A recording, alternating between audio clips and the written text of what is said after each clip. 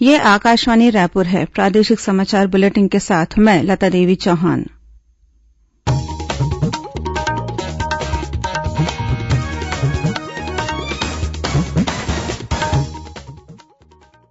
के मुख्य समाचार। प्रधानमंत्री नरेन्द्र मोदी ने कोरोना संक्रमण की वर्तमान स्थिति और वैक्सीन आपूर्ति की तैयारियों की समीक्षा की। मरवाही उपचुनाव के लिए नाम वापस लेने का कल अंतिम दिन, चुनाव प्रचार में आई तेजी। खेलो इंडिया कार्यक्रम के तहत छत्तीसगढ़ में खेल सुविधाओं का किया जाएगा विकास। और बस्तर दशहरा के तहत आज से जगदलपुर में शुरू हुई फूल रथ की परिक्रमा।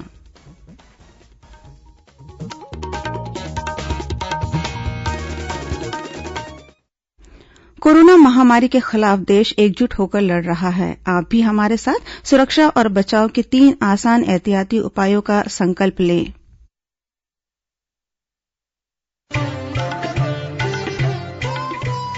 कोविड-19 से बचाव और सुरक्षित रहने के 3 उपाय। मास्क लगाएं, 2 गज दूरी है जरूरी, सुरक्षित दूरी रखें, हाथ और मुंह साफ रखें।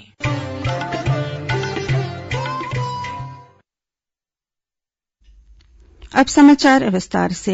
प्रधानमंत्री नरेन्द्र मोदी ने देश में कोरोना संक्रमण की स्थिति और कोरोना वैक्सीन के वितरण तथा प्रबंधन की तैयारियों की समीक्षा की।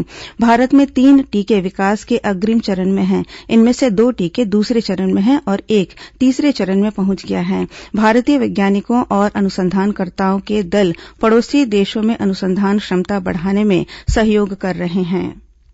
केंद्रीय पर्यावरण मंत्री प्रकाश जावड़ेकर ने कहा है कि केंद्र सरकार ने वायु प्रदूषण से निपटने के लिए कई कदम उठाए हैं। श्री जावड़ेकर ने फेसबुक पर एक लाइव कार्यक्रम में कहा कि प्रदूषण की समस्या प्रत्येक देश में है और भारत में प्रदूषण के प्रमुख कारण परिवहन, उद्योग, कचरा प्रबंधन, धूल और पराली का जलना है। श्री जावड़ेकर ने कहा कि प्रदूषण का स्तर घटाने में लोगों का सहयोग बहुत जरूरी है और प्रत्येक व्यक्ति इसमें योगदान कर सकता है। उन्होंने कहा कि जब भी संभव हो लोगों को पैदल चलना चाहिए या साइकिल का इस्तेमाल करना चाहिए। उन्होंने लोगों से अधिक वृक्ष लगाने को कहा, क्योंकि वृक्षों की संख्या बढ़ने से प्रदूषण कम करने में मदद मिलती है। मरवाही विधानसभा उपचुनाव के लिए 13 अभ्यर्थियों के नामांकन पत्र वैध पाए गए हैं। वहीं 6 अभ्यर्थियों के नामांकन पत्रों को त्रुटि होने के कारण निरस्त किया गया है। अभ्यर्थी अपने नाम कल 19 अक्टूबर तक वापस ले सकेंगे। मरवाही उपचुनाव के लिए मतदान 3 नवंबर को होगा। इस उपचुनाव को लेकर भाजपा, कांग्रेस सहित अन्य राजनीतिक दलों और उम्मीदवारों का प्रचार अभियान भी तेज हो गया है। भाजपा सांसद अरूण साव ने आज झगराखान और लालपुर में भाजपा प्रत्याशी डॉक्टर गंभीर सिंह के पक्ष में चुनावी सभा को संबोधित किया। वहीं कांग्रेस के प्रदेश अध्यक्ष मोहन मरकाम ने विभिन्न गांवों का दौरा कर पार्टी प्रत्याशी डॉक्टर के ध्रुव के समर्थन में प्रचार किया। इस दौरान ग्राम पंचायत चना डोंगरी की सरपंच सहित भाजपा के कई कार्यकर्ताओं ने कांग्रेस की सदस्यता ग्रहण की। इस बीच जनता कांग्रेस छत्तीसगढ़ जे के अध्यक्ष अमित जोगी और उनकी पत्नी ऋचा जोगी के जाति प्रमाण पत्र और नामांकन पत्र को लेकर दिए गए फैसले के विरोध में उनके समर्थकों ने आज रायपुर में राज्य सरकार के खिलाफ प्रदर्शन किया। वहीं छत्तीसगढ़ विधानसभा में नेता प्रतिपक्ष धरमलाल कौशिक ने मरवाही विधानसभा उपचुनाव में अमित जोगी का नामांकन निरस्त किए जाने के मामले में कांग्रेस की भूमिका को अलोकतांत्रिक और राजनीतिक दुराग्रह का परिचायक बताया। दूसरी ओर भारत निर्वाचन आयोग द्वारा नियुक्त सामान्य प्रेक्षक जय सिंह ने आज मरवाही उपचुनाव की तैयारियों का जायजा लेने के लिए विभिन्न मतदान केन्द्रों का निरीक्षण किया। छत्तीसगढ़ में बेरोजगारी की दर सितंबर माह में घटकर 2% रह गई है, जो राष्ट्रीय स्तर पर देश में बेरोजगारी की दर 6.8% से काफी कम है। देश में शहरी क्षेत्रों में यह दर 7.9% है और ग्रामीण क्षेत्रों में 6.3% रही। Centre for monitoring Indian economy द्वारा जारी ताजा आंकड़ों के अनुसार बेरोजगारी की दर असम में 1.2% के बाद छत्तीसगढ़ में सबसे कम 2% है। यह देश के बड़े और विकसित राज्यों से काफी कम है। देश के विभिन्न हिस्सों से बड़ी संख्या में छत्तीसगढ़ लौटे प्रवासी श्रमिकों के लिए ग्राम पंचायतों में बनाए गए क्वारेंटाइन सेंटरों से कोरोना संक्रमण का प्रसार रोकने में बड़ी सफलता मिली है। पंचायत विभाग द्वारा जिला प्रशासन के सहयोग से प्रदेश भर में 21,000 से अधिक क्वारेंटाइन सेंटर बनाए गए थे। कोरोना काल में छत्तीसगढ़ लौटे 6,80,000 से अधिक लोग क्वारेंटाइन सेंटरों में सफलतापूर्वक क्वारेंटाइन अवधि पूरी कर अपने घर पहुंच चुके हैं। वहीं बलरामपुर कलेक्टर श्याम धावड़े ने कोरोना संक्रमण की रोकथाम के लिए जिला जेल रामानुजगंज का निरीक्षण किया। उन्होंने जिला जेल में 25 कैदियों के कोरोना संक्रमित होने की सूचना मिलने पर स्वास्थ्य विभाग की टीम को सभी बंदियों की कोरोना जांच कराने के निर्देश दिए। त्योहारों के इस मौसम में प्रदेश में लोगों को कोरोना संक्रमण से बचाने के लिए जरूरी सावधानियां बरतने के बारे में जागरूक करने के उद्देश्य से विभिन्न शहरों, कस्बों और गांवों में जागरूकता अभियान चलाए जा रहे हैं। बस्तर जिला प्रशासन के मार्गदर्शन में युवोदय के वॉलेंटियर्स कोरोना संक्रमण से बचाव के लिए लोगों को जागरूक करने में जुटे हुए हैं। आज वॉलेंटियर्स द्वारा जगदलपुर शहर के चौक चौराहों पर कोरोना रूपी तख्तियां पकड़कर लोगों से जागरूक रहने की अपील की गई। इधर जांजगीर चांपा जिले में कोरोना संक्रमण से बचाव, महिला अपराध रोकने और साइबर अपराध से बचने संबंधी जागरूकता रथ को आज जिला सत्र न्यायाधीश राजेश श्रीवास्तव और पुलिस अधीक्षक पारूल माथुर ने हरी झंडी दिखाकर रवाना किया। वहीं दुर्ग जिले में टीबी रोग से पीड़ित मरीजों की कोरोना जांच अनिवार्य रूप से कराई जाएगी। वहीं पूर्व में सर्दी खांसी से पीड़ित चिन्हित मरीजों की टीबी जांच कराई जाएगी। इस बीच छत्तीसगढ़ की प्रसिद्ध लोक गायिका पद्मश्री ममता चंद्राकर ने लोगों से कोरोना संक्रमण के बचाव के लिए आवश्यक सावधानी बरतने की अपील की है। आकाशवाणी के सभी श्रोताओं को मेरा नमस्कार, जय जोहार। मित्रों, कोविड महामारी के खिलाफ पूरा देश एकजुट होकर लड़ रहा है। प्रधानमंत्री नरेंद्र मोदी जी ने हाल ही में इससे बचाव के बारे में लोगों को जागरूक करने के लिए एक जन आंदोलन की शुरुआत की है। हम सभी को इस जन आंदोलन में सहभागी बनना है।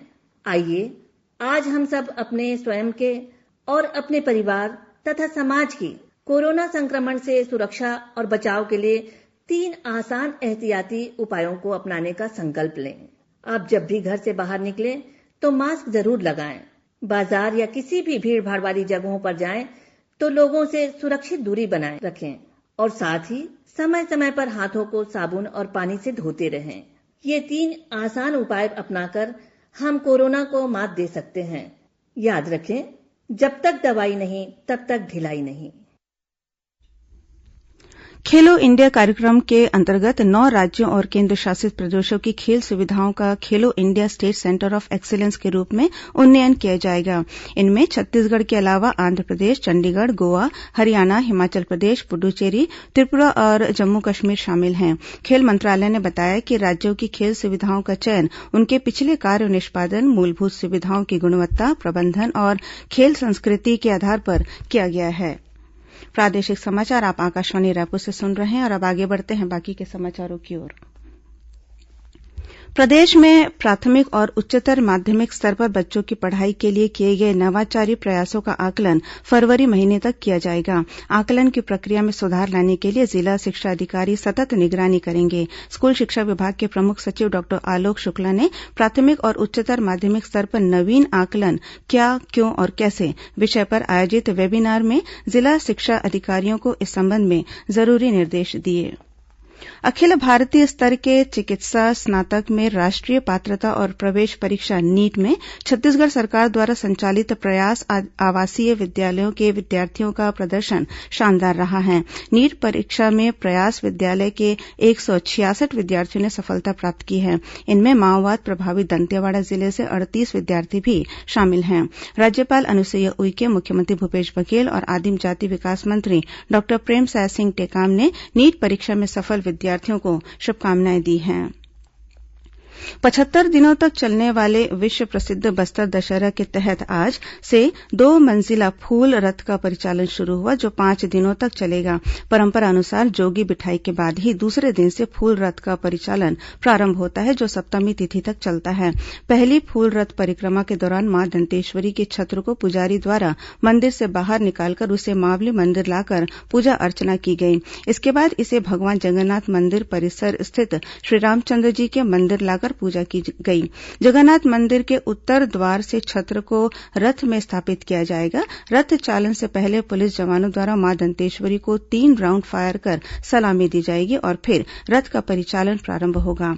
कोरोना संक्रमण को ध्यान में रखते हुए इस साल बस्तर दशहरे से संबंधित सभी विधि विधानों और रस्मों का फेसबुक और यूट्यूब सहित विभिन्न सोशल मीडिया प्लेटफॉर्म के माध्यम से लाइव प्रसारण किया जा रहा है।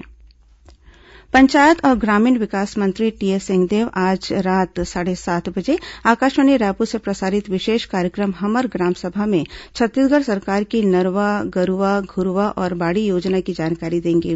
इस कार्यक्रम को मीडियम वेव 981 किलोहर्ट्ज पर सुना जा सकता है। इस कार्यक्रम को प्रदेश स्थित आकाशवाणी के सभी केन्द्र एक साथ रिले करेंगे। सुपेबेड़ा के किडनी रोग से प्रभावित लोगों को पेरिटोनियल डायलिसिस के लिए जरूरी फ्लूइड लेने के लिए अब रायपुर नहीं आना पड़ेगा। राष्ट्रीय स्वास्थ्य मिशन की राज्य इकाई ने फ्लूइड की सुविधा अब देवभोग सामुदायिक स्वास्थ्य केन्द्र में उपलब्ध करा दी है।